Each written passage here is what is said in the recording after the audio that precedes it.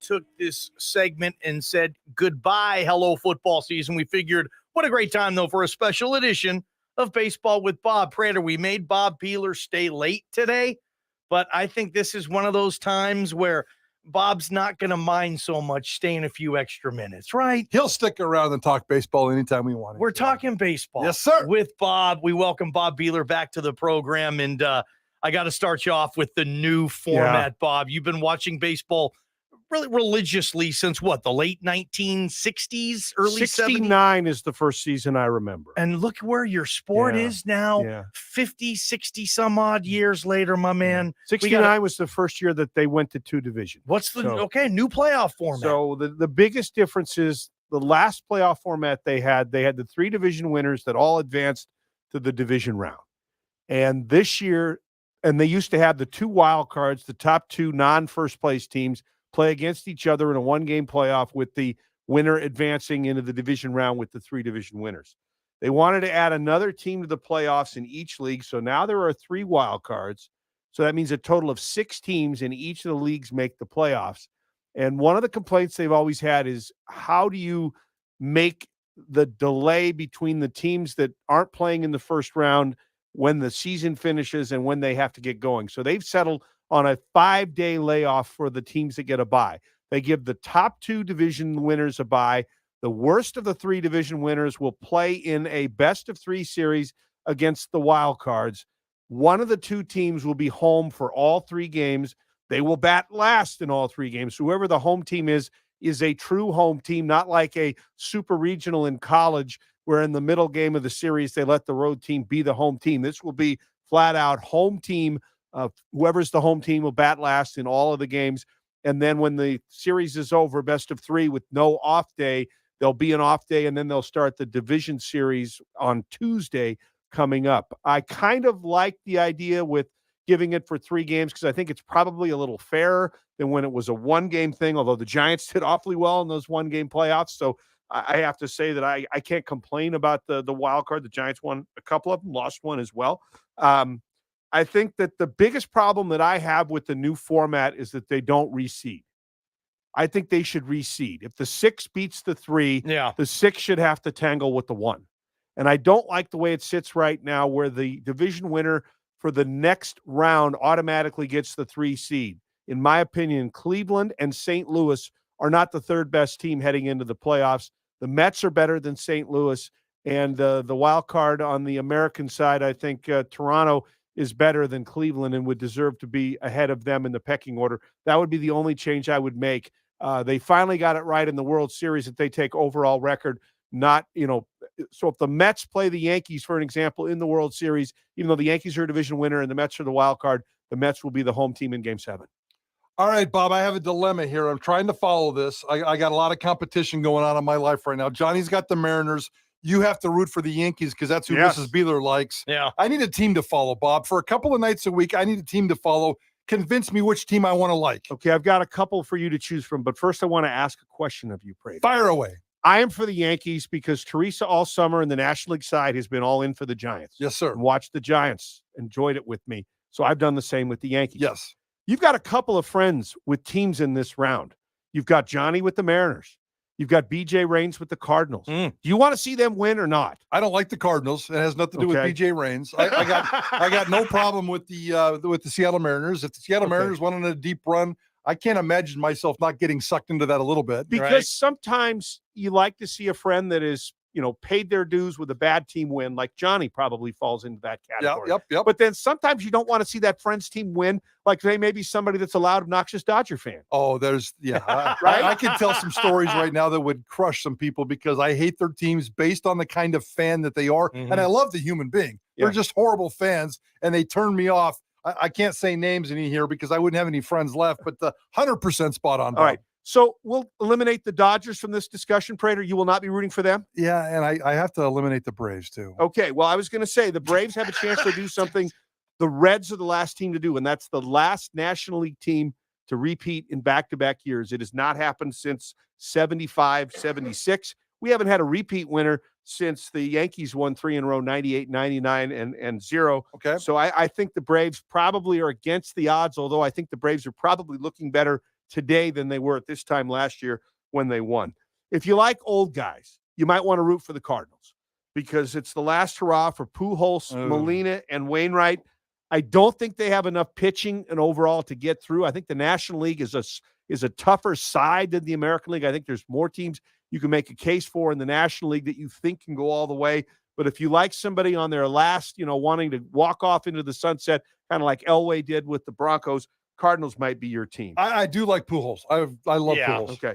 The Mets, I think, are an interesting team with their big starting pitchers, Alonso and Lindor. I don't know if their depth of lineup is going to be enough to push them past the Braves and the Dodgers in the National League. But if you like New York but don't like the Yankees, maybe the Mets is the way to go. American League side of things, the Yankees, just to sell you a little bit on the Yankees, why maybe they'll win. First time in the American League, 60 home runs. Ruth, 27. Yankees won the World Series. Nice. Maris, 61 and 61. Yankees won the World Series that year. Can Judge make it a three-peat? Each time somebody for the Yankees hits 60 bombs, they win the World Series. Wow. Certainly it is possible. Bob Behler. Cleveland and Tampa playing in one of the wild cards. Their lineups are kind of like witness protection people. I don't think too many people, including myself, can name that many people for Cleveland and Tampa in their lineup. I think if you're looking for a team that is going to win, if you say who has the best chance to not win, but make the World Series, I think I'd give you the Houston Astros. But a lot of people, based on their cheating scandals of a few years ago, do not want to see the Astros win. For them, Prater, please. I'm going to adopt the Mets in the National League because I like what they're doing, and in honor of the late, great Bill Buckner. And I believe this is the second best Mets team in history behind the Bill Buckner 86 team. Why would you, Buckner? Yeah, why would you root for Buckner if you're a Mets fan? He was on the Red Sox. Well, man. I know, but he had some Mets history too, didn't he? I didn't. I thought he was Dodgers. Did I screw that up? Okay, maybe I screwed that up. I'm going to root for the Mets, and then I'm going to go with the Yankees, and I'm going to go with the Mariners on the American League side. I'm going to be a front-running bandwagon kind of guy on the American League side. How's that? I think it sounds pretty good. Bob, Baseball with Bob special edition here. All right, break this sucker down for me. The Mariners win 90 games. The Blue Jays win 92. 3-game series in Toronto starting tomorrow at 2 p.m. Mountain Time. Bob, what's your thoughts on this Mariners-Jays series, man? First, before I tell you this series, I got to give the Mariners props. They did everything right from the start of the season until the end of the season. They brought up their rookie early in Rodriguez, and he excelled. They made the move at catcher when Murphy was hurt, and they caught lightning in a bottle with Raleigh, who had the walk-off home run. You sign two pitchers, one in the middle of the season and one at the beginning of the season, and they're your two starters in games 1 and game 2. You made the trade for Castillo to win a game like this. Okay. That's why you gave away prospects. He's going to go in game 1. Robbie Ray is a player, left-hand pitcher you signed off of Toronto. Cy Young winner last year for the Blue Jays. And he is pitching in game 2. So you've put yourself in a position that, you do have the horses with which to advance. But when I look at the teams and you tell me somebody that's going to win the World Series coming out of the wild card round, my first gut reaction just looking at it saying, who do you think? I think it's Toronto.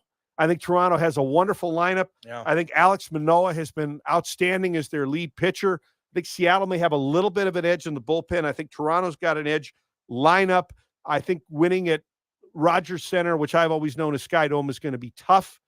I think Toronto will win the series, but and because of no reseeding, they're going to get the Astros in the second round, which I think will be harder. I think that if you had gotten the Yankees in the next round, Toronto or Seattle would be thrilled because the Yankees right now, not nearly as good a team as they were in the first half of the season.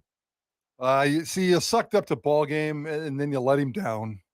That was like a professional I would move like to see them win. I think they deserve it. We talked about deserving fan bases. I mean, they haven't made the playoffs for 20 years. I don't know. I just think that I picked Toronto in the American League East at the beginning of the year because I like what I saw.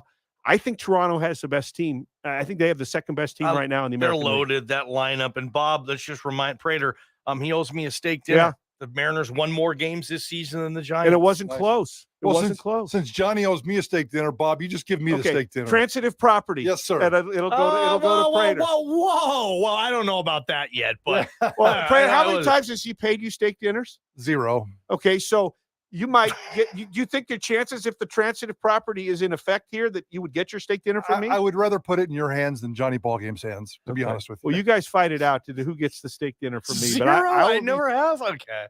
0. Bob, who's going to win the World Series? It should be the Dodgers, but I have a feeling for some reason their pitching is just not going to be good enough, and their bullpen is not going to be good enough. I kind of think the Braves are going to repeat. Oh, Bob. I hope not, yeah, but it's yeah. hard, but I kind of think they are. Bob, I think the Braves almost were ahead of schedule last year. I Yeah. think they look better Yeah. this season. I want to see the Mets go on a run. Can't believe I'm saying this, but if my Mariners can't do it, a Subway Series I think would be fun. The two New York teams, I think baseball might need that. Yeah, the rest of also the country might check sentimental out. Attachment of Albert Pujols and Yachty and Waino, their last shot there with a great era, of Cardinal baseball. I'm excited. Tomorrow we wake up. I've been comparing it to March Madness. Games all day throughout the day on a Friday. It's going to be fun, I think. Phillies kind of limped in. Mm-hmm. I don't think they're good defensively, but if you get game one, and I think Nola could get game one for them against the Cardinals, watch out. You only need to win one more. All right, Bob, I'm going to ask one quick thing. Our listeners to text in. Who will win the World Series? Who will they beat, and in how many games? So, example, you tell me, text me in Mets over Mariners in 7 games. If you hit it, JP is going to wrestle up a prize, and we'll give it to you at the end of the month. So text us your World Series matchup and what team is going to win and in how many games. Now, how many games is always tricky, too. Yeah, it's kind of the tiebreaker there. Bob, very well done, man. I think we're all a little more prepared for one heck of an October run. I'm not looking as much forward to it as if the Giants were in the playoffs, but it's always fun when you have meaningful baseball that starts at 10 in the morning and goes till, 10 at night? Yeah, no question. Bob Behler, great stuff. Special edition of Baseball with Bob. Soapboxes, we have a couple. Let's hop on those suckers. Plus JP with a news update about Boise State football. Prater on the ball game. Idaho Sports.